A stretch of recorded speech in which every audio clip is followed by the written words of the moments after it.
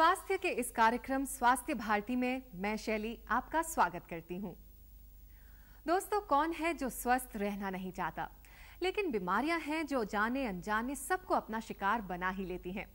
हम अपने इस कार्यक्रम में देखेंगे कि परंपरागत चिकित्सा पद्धति के द्वारा हम एक स्वस्थ जीवन कैसे पा सकते हैं।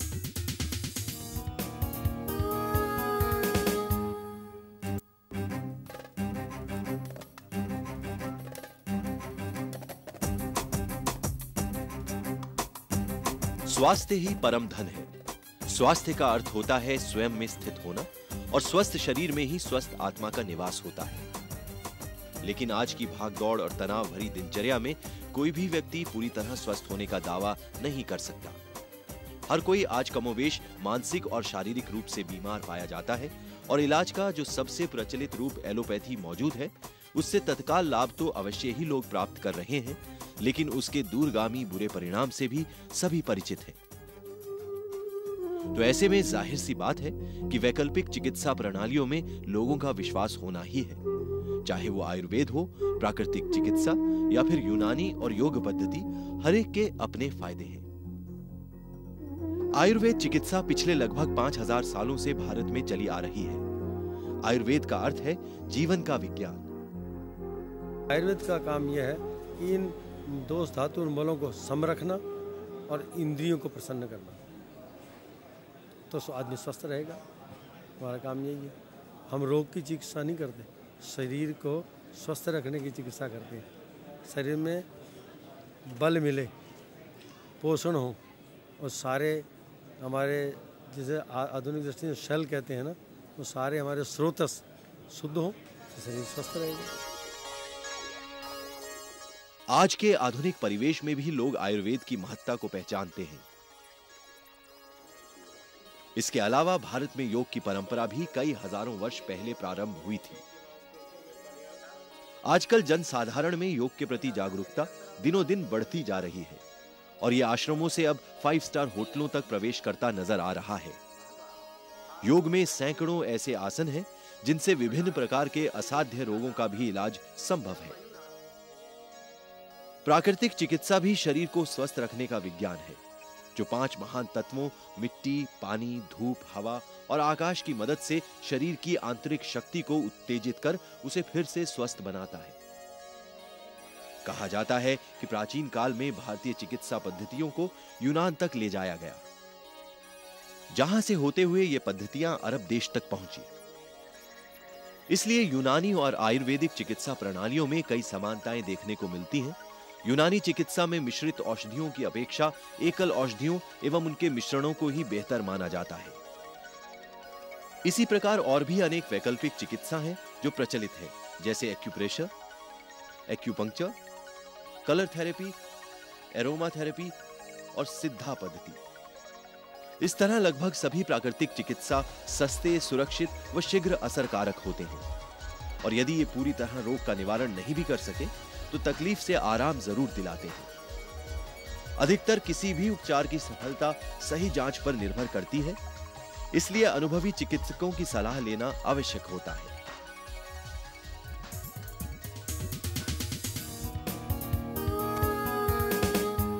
अनिद्रा यानी इंसोम्निया एक ऐसी बीमारी है जिससे अधिकतर लोग पीड़ित हैं। आज हम योगासन एवं प्राणायाम से इलाज ढूंढेंगे और यूनानी चिकित्सा पद्धति पर देखेंगे एक रिपोर्ट, जिसके लिए हमारे साथ होंगे यूनानी चिकित्सक डॉक्टर गजाला, और अंत में देखेंगे कि सेलिब्रिटीज कैसे रहते हैं फिट।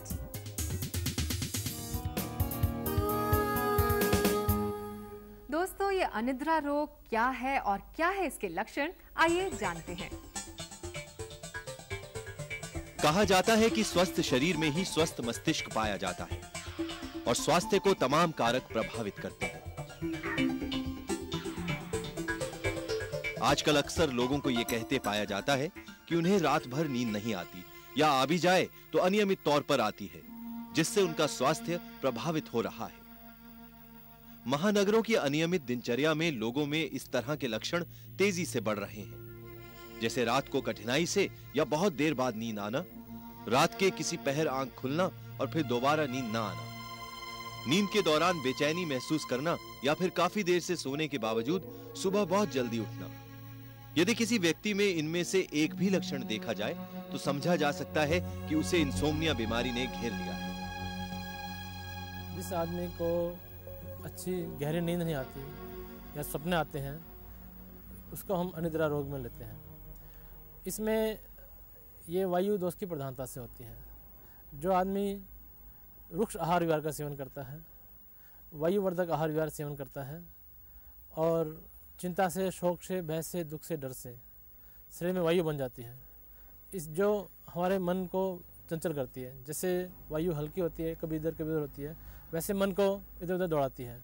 इससे मरीज को या आदमी को नींद नहीं आती। इस बीमारी की दो अवस्थाएं हैं। पहली प्राथमिक इंसोम्निया अर्थात सोने में दिक्कत, और दूसरी द्वितीयक इंसोम्निया अर्थात डिप्रेशन। मौजूदा आंकड़ों के अनुसार लगभग 30 से 50% जनसंख्या इंसोम्निया से प्रभावित है और ये किसी भी पीढ़ी के लोगों में पाई जा सकती है।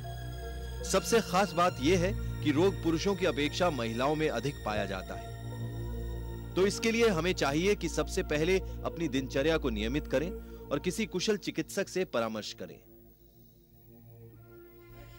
योग की परंपरा हमारे देश में काफी प्राचीन है। अनिद्रा में योग की क्या उपयोगी भूमिका हो सकती है, इसकी जानकारी देंगे हमारे योग गुरु सुनील सिंह।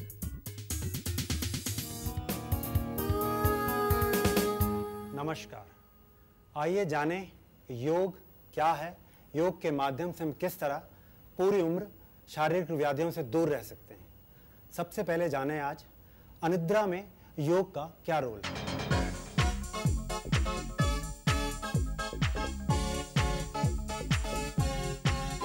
हमारे वज्रासन एक ऐसा आसन है जो अनिद्रा के लिए रामबाण होता है।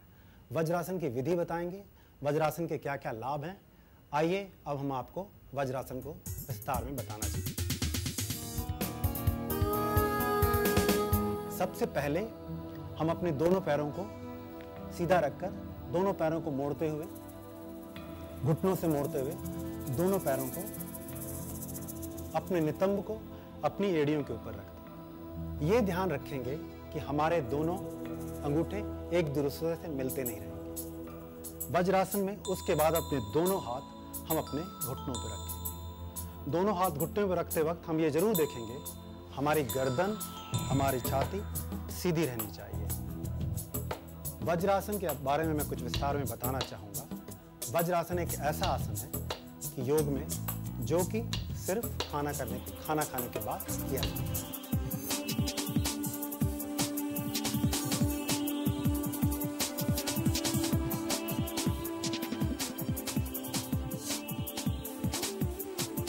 वज्रासन में दोनों पैरों को मोड़कर नितंब के नीचे इस प्रकार रखें कि एड़ियां बाहर की ओर निकली हुई हों तथा पंजे नितंब से लगे हों। कमर, गर्दन एवं सिर सीधे रहेंगे। अपने दोनों हाथों को घुटनों पर रखेंगे। ये एकमात्र ऐसा आसन है जिसे भोजन के तुरंत बाद भी किया जा सकता है। इस आसन से अनिद्रा, अपच, अम्लपित्त, गैस एवं कब्ज में आराम मिलता है। कमर और घुटनों की पीड़ा भी वज्रासन से दूर होती है।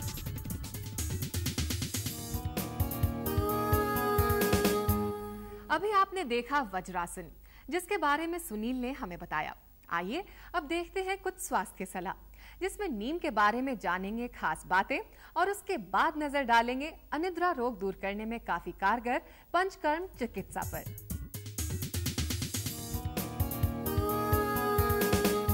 भारत में नीम के पेड़ की धार्मिक महत्ता है। इसे पवित्र माना जाता है। शायद इसका कारण है इस पेड़ की औषधि शक्ति या मेडिसिनल वैल्यू। नीम के पत्तों में भीगे पानी से नहाना हर तरह के चर्म रोग, यहाँ तक कि खसरा और चेचक के लिए भी अच्छा माना जाता था। नीम पत्तों को एंटीसेप्टिक और कीटनाशक भी माना जाता है। फोड़े फुंसियों पर नीम पत्तों का लेप फायदेमंद है। साथ ही नीम की टहनियों से दातुन करना दांतों और मसूड़ों के लिए फायदेमंद माना जाता है। कई प्रांतों में नीम की पत्तियों को सब्जी के रूप में भी खाया जाता है। ऐसा देखा गया है कि इससे फोड़े फुंसियां, यहाँ तक कि मलेरिया से भी बचाव हो सकता है।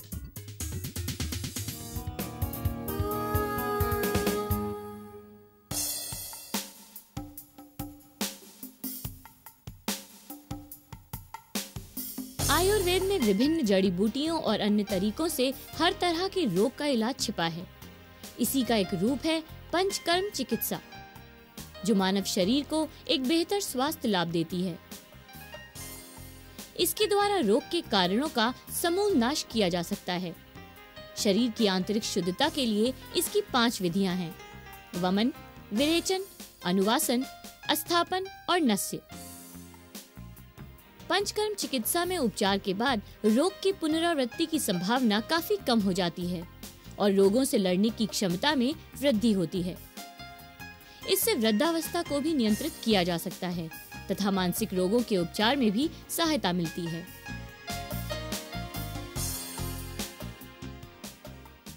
इस पंचकर्म चिकित्सा से आजकल सबसे ज्यादा लोगों को मानसिक रूप से परेशान करने वाली बीमारी अनिद्रा का भी इलाज किया जा सकता है। इसमें एक पात्र में तेल भरकर एक निश्चित तापमान और निश्चित प्रवाह से प्रवाहित किया जाता है, जो मस्तिष्क पर एक धार के रूप में गिरकर शरीर को राहत पहुंचाता है। शिरोधारा से भी हम उसमें कुछ समय के लिए एक खास टेम्परेचर पे मेडिकेटेड ऑयल या मेडिकेटेड डिकॉक्शन रोगी के फोरहेड के ऊपर एक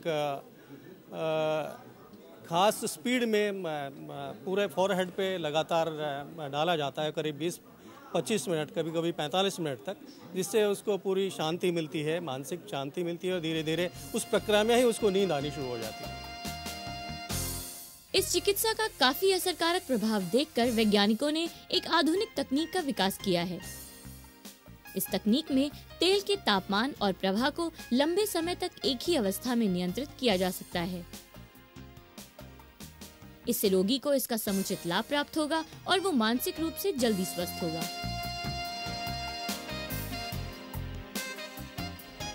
पंचकर्म से किस प्रकार मरीज को अनिद्रा से राहत मिलती है आपने देखा।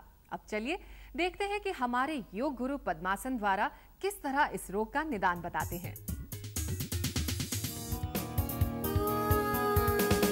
आइए योग का एक दूसरा आसन करें जो अनिद्रा रोग में और ज्यादा लाभदायक है।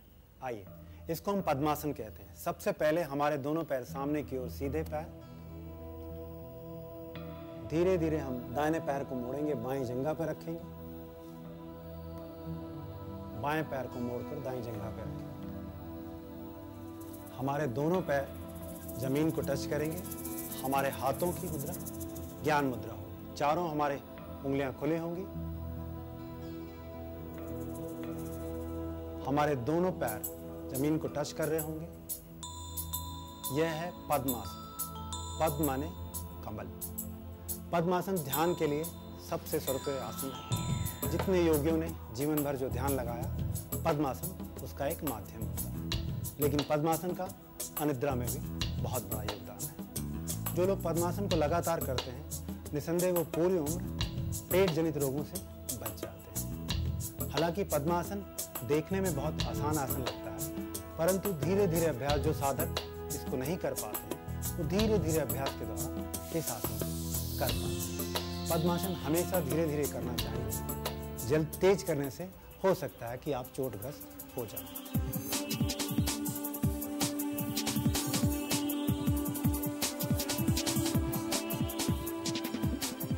पद्मासन के लिए दाहिने पैर को बाएं पैर की जंघा पर रखें और बाएं पैर को दाहिनी पैर की जंघा पर रखें। कमर बिल्कुल सीधी रखें और दोनों हाथों को ज्ञान की मुद्रा में रखेंगे। ध्यान के लिए ये एक उत्तम आसन है, एकाग्रता में सहायक है और हाजमा ठीक करता है। वात व्याधि और अनिद्रा में बेहद लाभकारी है।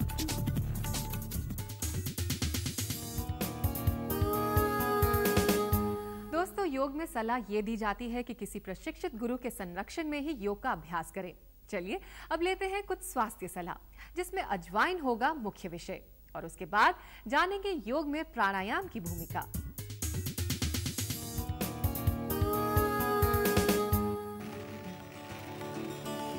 मसाले के रूप में प्रयोग किया जाने वाला अजवाइन खाने में ही नहीं बल्कि सबसे ज्यादा औषधि के रूप में भी प्रयोग किया जाता है। ऐसा माना जाता है कि ये पदार्थ हमारी पाचन शक्ति को बढ़ाता है। सेहत में लाभकारी होने के अलावा ये सुगंधित भी है। अजवाइन का तेल हमारे स्वास्थ्य के लिए काफी लाभदायक होता है। इसमें कई सारे पोषक तत्व भी पाए जाते हैं, जैसे प्रोटीन, खनिज लवण और विटामिन। अजवाइन को आयुर्वेद में एक बहुत ही लाभकारी जड़ी बूटी कहा गया है। ये दर्द निवारक के रूप में भी काम करता है। ये वात और कफ जैसे तत्वों को ठीक करने में भी सहायक है। इससे पेट का दर्द, पाचन शक्ति और श्वास संबंधी बीमारियां ठीक हो सकती हैं। ये जो दीपन पाचन माना गया आयुर्वेद में इसको, तो इसको हम आम वात रोगों में देते हैं, जिसे रूमेटॉइड अर्थराइटिस बोलते हैं। उसके लिए क्या होता है, इसका पाउडर फॉर्म में हम देते हैं अजवाइन को, या उसी तरह से अजवाइन का जो सत्व होता है पानी में उसको भिगो के उसको पिलाया जाता है। तो क्योंकि आम दोष प्रधान जो हमारे अंदर हो जाता है तभी आम ये पैदा होता है, आम वात जिसे बोलते हैं अर्थराइटिस। तो उसको मतलब जो रोग उससे उत्पन्न होते हैं उसको पाचन करने के लिए अजवाइन का बहुत अच्छा रोल है। दूसरा, अजवाइन को हम जितने भी जैसे गैस वाले रोग हैं उसमें भी दिए जाते हैं, क्योंकि ये वात वृद्धि को भी रोकता है।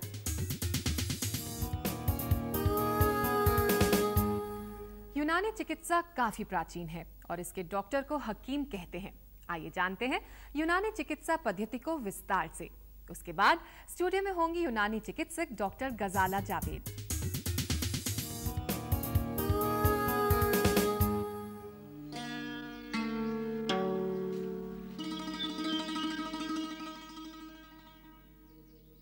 यूनानी चिकित्सा पद्धति विश्व की प्राचीनतम चिकित्सा प्रणालियों में से एक है। इसमें मानव शरीर को मूलतः 4 अरकान या एलिमेंट्स में बांटा गया है। ये हैं आग, हवा, पानी और मिट्टी। यह वास्तविकता है क्योंकि वैज्ञानिकों द्वारा आविष्कार किए गए सभी एलिमेंट्स इन चारों में पाए जाते हैं। मानव शरीर में 4 अखलात या फ्लूइड्स पाए जाते हैं, यानी खून, ब्लड, बलगम, फ्लेम, सफरा और सौदा यानी येलो एंड ब्लैक बाइल। मानव शरीर में यह एक प्राकृतिक अनुपात में रहते हैं, जिससे शरीर स्वस्थ रहता है। यूनानी के अनुसार मानव शरीर की कुछ आवश्यकताएं हैं जिनके बगैर शरीर पूर्ण रूप से स्वस्थ नहीं रह सकता, जैसे हवा, खाना पीना, शारीरिक कार्य व आराम, मानसिक कार्य व आराम आदि। यूनानी के अनुसार सभी बीमारियों की जड़ इसी के इर्द गिर्द घूमती है और उपचार भी। यूनान या ग्रीस के प्राचीन चिकित्सक हर्मीज एवं हिपोक्रेटिस द्वारा इस्तेमाल किए जाने के कारण इस पद्धति को यूनानी कहा जाता है। हिंदुस्तान में इस वक्त ये बहुत ही it has become native to Indian conditions, और इंडिया में ये part and parcel of the health care delivery system. दूसरे सिस्टम की तरह जैसे आयुर्वेद, होम्योपैथी, योगा, नेचर की होने से यूनानी भी इंडिया में all around the country down to grass root level ये पॉपुलर है, प्रैक्टिस किया जाता है और लोगों का इसमें फेथ है। इंसोम्निया यानी अनिद्रा आजकल एक आम समस्या बन चुकी है और हर दूसरा इंसान इससे पीड़ित है। तो इस बीमारी से किस तरह आप निजात पा सकते हैं, इस पर बातचीत करने के लिए हमारे साथ स्टूडियो में मौजूद है यूनानी चिकित्सक डॉक्टर गजाला जावेद। आइए मिलते हैं इनसे। डॉक्टर गजाला, आपका बहुत बहुत स्वागत है। Thank you. इंसोम्निया अनिद्रा के बारे में बातचीत करते हैं। ये होता क्या है और क्यों होता है? इंसोम्निया, जिसको हम यूनानी चिकित्सा में सहर या बेदारी के नाम से भी जानते हैं, इसमें मरीज़ सो नहीं पाता है रात में, और इसकी वजह हम मिजाज में खुश्की मानते हैं, खुश्की का ज़्यादा हो जाना, ड्राइनेस ज़्यादा अगर हो जाए, और ये ड्राइनेस या तो अगर वो ज़्यादा सोच फिक्र में रहे या ज़्यादा एग्जॉस्ट कर ले अपने आप को, उसकी वजह से ये ड्राइनेस मतलब इंटरनल ड्राइनेस मतलब मिजाज में। अच्छा, मिजाज की बात कर रहे हैं जी। तो यूनानी चिकित्सा में इसका किस तरह से इलाज हो सकता है? यूनानी चिकित्सा में हम इसके 2 पहलू हैं। एक तो हम इसका प्रिवेंशन किस तरह से कर सकते हैं, उसके लिए ये है कि जिसको हम गुड स्लीपिंग हैबिट्स के नाम से जानते हैं, वो डेवलप करने की कोशिश करें। टाइम से सोएं और टाइम से उठें। अगर टाइम से सो भी ना पाएँ तो उठने का टाइम ज़रूर फिक्स कर लें और टारगेट ऐसा बनाएं जो हम अचीव कर सकें। तो क्या इलाज का कोर्स रहता है यूनानी चिकित्सा में? जी, तो जैसे मैं आपको बता रही थी, रहन सहन में गुड स्लीपिंग हैबिट्स डेवलप करें, और खाने पीने में क्योंकि मिजाज में मैं बता रही थी खुश्की ज़्यादा हो जाती है, तो गरम मसालों का इस्तेमाल बिल्कुल ना करें, उससे मिजाज में खुश्की और बढ़ेगी। और चाय कॉफ़ी बिल्कुल ना लें। इसके अलावा ग़िज़ा में ठंडी चीज़ें, तरी पहुंचाने वाली जो हैं, जैसे टिंडा, तोरी, घिया, कद्दू, पालक का साग और काहू का साग, इसका इस्तेमाल करें। मगर ये सारी तो सीजनल वेजिटेबल्स हो गई, तो जब इनका सीजन ग्रीन वेजिटेबल्स तो ओवरऑल, एंड देन फ्रूट्स, और ड्राई फ्रूट्स तो बहुत ही अच्छे रहते हैं। अच्छा, जैसे आपने देखा होगा ओल्ड एज में तो इंसोम्निया रहता ही है, अक्सर रहता है, तो उनको ड्राई फ्रूट्स एडवाइस किए जाते हैं क्योंकि वो दिमाग में तरी पहुंचाते हैं। बादाम वंडर ड्रग है इंसोम्निया के लिए। तो आपने देखा होगा गर्मी के मौसम में क्योंकि खुश्की के ज़्यादा चांसेस होते हैं, तो इसको ठंडाई की शक्ल में लेने को बताते हैं हम मरीज को। तो बादाम बहुत अच्छा है, चाहे वो रोगन बादाम की शक्ल में लें या फिर उसको ठंडाई बनाकर। कई कुछ तुखमियात हैं जिनका इस्तेमाल घर में ही कर सकते हैं, जैसे खशखाश है, कद्दू के बीज हैं, उनको भिगो दें सुबह में, रात में उनको पीस कर सोने से 2 घंटा पहले अगर लेंगे तो नींद अच्छी आएगी। उसके अलावा गुनगुने पानी से नहाने से उसमें 2 ढक्कन गुलाब का अर्क डाल लें, रोज़ वाटर जो इजीली अवेलेबल होता है, वो उससे सोएंगे तो नर्व में सूदिंग इफेक्ट आता है और मरीज़ अच्छे से सो सकता है। मतलब सोने से पहले आप सोने से पहले हाँ। एक चीज़ यहाँ मैं बताना चाहूँगी कि अगर मरीज़ सो नहीं पा रहा है तो ट्राई नहीं करना चाहिए, ही शुड नॉट ट्राई। वो जितना जितना ट्राई करेगा उतना ही उसकी नींद दूर भागेगी। एक विशिष्ट सर्कल कितना हेल्पफुल रहता है। ही शुड वेक अप, उठ जाए वहाँ से और कुछ किताब पढ़ लें या फिर सूदिंग म्यूज़िक सुन लें, या जैसे मैंने बनाया ल्यूकवार्म वाटर से नहा लें, वो सूदिंग इफेक्ट होगा। उसके बाद जब नींद आने लगे तब सोए, सोने की कोशिश ना करें। डॉक्टर गजाला, ये बताइए कि यूनानी चिकित्सा में कौन कौन सी दवाइयाँ उपलब्ध हैं जिससे मरीज़ जो अनिद्रा से पीड़ित है उससे वो मुक्त हो सकता है? कई सिंगल ड्रग्स हैं जो हम यूज़ कर सकते हैं और आसानी से मिलती हैं, जैसे तुख्मे काहू है, तुख्मे कद्दू है, तुख्मे खरपज़ा है, तुख्मे खयारैन है। इनको शीरे की शक्ल में, शीरा हम कहते हैं इन बीजों को जिनका मैंने नाम लिया है, रात में भिगो दें 1 चम्मच या सुबह में भिगो दें सवेरे, और रात में इनको खरल करके या पीस कर इनको ले लें, फिर उससे अच्छी नींद आएगी। इसका रेगुलर इस्तेमाल 15-20 दिन अगर करेंगे तो इससे फ़ायदा होगा। डॉक्टर गजाला, आपने इतने यूज़फुल टिप्स दिए कि जिन पेशेंट्स को इंसोम्निया है, अनिद्रा से पीड़ित हैं, वो किस तरह back to normal life and healthy sleeping pattern अपना सकते हैं। इतनी अच्छी जानकारी दी, बहुत बहुत शुक्रिया। Welcome, thank you.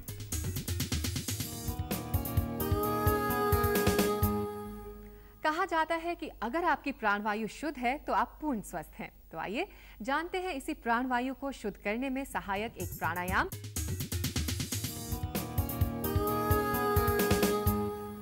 प्राणायाम के संदर्भ में कुछ बातें बताना चाहूँगा। प्राणायाम श्वास का लेना और छोड़ना प्राणायाम होता है। प्राणों पर आयाम, प्राणों को अपनी सुविधानुसार रोकना बढ़ाना आयाम कहलाता है। इसी शैली में, इसी श्रेणी में मैं अब आपको ये बताना चाहूँगा अनिद्रा में प्राणायाम किस तरह बहुत बड़ा योगदान रखते हैं। जो लोग अनिद्रा रोग से पीड़ित हैं उस संदर्भ में मैं ये कहना चाहूँगा वो सिर्फ अपने प्राणों का आयाम को 2-4-2 की शैली से लें। इसको मैं बताना चाहूँगा। सांस की गति 1 गिनती 2 गिनती से सांस लें, 4 के गति से रोकें और धीरे धीरे 2 की गति से रेचक करें। और अनिद्रा रोग में सबसे जो अच्छा प्राणायाम होता है वो चंद्रभेदी प्राणायाम होता है। उस प्राणायाम के बारे में मैं आपको बताना चाहूँगा। सबसे पहले हम सुखासन की मुद्रा, जो लोग पद्मासन में बैठ सकते हैं वो लोग पद्मासन में बैठ जाएं। जो लोग सुखासन में बैठ सकते हैं वो लोग सुखासन में बैठकर इस आसन का प्रयास करें।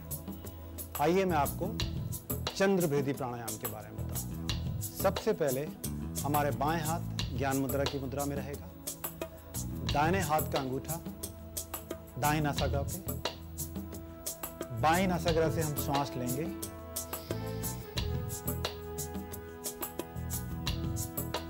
एक बार मैं दोबारा विस्तार में बताऊंगा। बाईं नासाग्र से हम श्वास लेंगे, दोनों उंगलियों से अपनी दोनों नासाग्र को बंद करेंगे, फिर धीरे धीरे दाईं नासाग्र से श्वास छोड़ेंगे। ये पहला चक्र चंद्रभेदी प्राणायाम का खत्म होगा। शुरू में जो नए साधक हैं वो इस प्राणायाम को 5 से लेकर 7 बार 10 बार तक कर सकते हैं। धीरे धीरे जब वो अभ्यस्त हो जाते हैं वो चाहें तो इस प्राणायाम को 20 बार कर सकते हैं।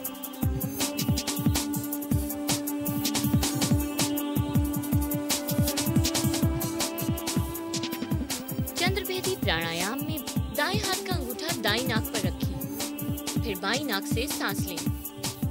दोनों उंगलियों से अपने दोनों नासाग्रहों को बंद करके धीरे धीरे दाईं नाक से सांस छोड़ेंगे। इसी इसी प्रक्रिया को बार बार दोहराते हैं। इस प्राणायाम से प्राणवायु शुद्ध होती है और शरीर का विकार दूर होता है। इससे अनिद्रा और मानसिक रोगों में काफी लाभ होता है। दोस्तों, हमारे फेवरेट सेलिब्रिटीज जो हमारे आदर्श भी रहते हैं, किस तरह अपने आप को रखते हैं फिट, आइए देखते हैं।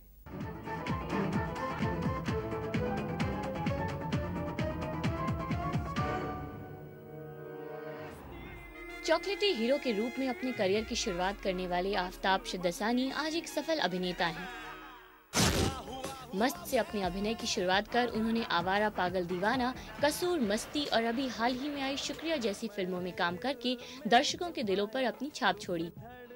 इस मुकाम तक पहुंचने में उन्होंने अपनी सेहत का ध्यान किस तरह रखा और किस तरह रखते हैं वे अपने आप को फिट, आइए जानते हैं। मैं दिन में हफ्ते में 4 या 5 बार कोशिश करता हूँ जिम जाना और अपने आप को फिट रखना, और अपने खाने पे ज़्यादा ध्यान देता हूँ मैं, ताकि मैं कुछ ऐसा ना खा सकूँ ताकि मैं वेट पुट ऑन करूँ या जो भी। तो I am quite fitness conscious that. वे भी मानते हैं कि आजकल के तनाव भरे माहौल में सभी को उत्तम खान पान और आहार विहार अपनाना चाहिए। मैं फ्राइड फूड या एरेटेड वाटर्स या स्वीट खाना मैं कभी हमेशा अवॉइड करता हूँ और हमेशा नॉर्मल मतलब high protein less carbs diet करने का कोशिश करता हूँ।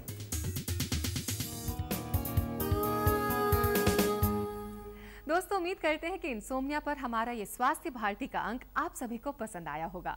तो अगले अंक में भी हम बातचीत करेंगे एक ऐसी ही आम समस्या पर, और इसी के साथ अब दीजिए मुझे इजाजत। नमस्कार।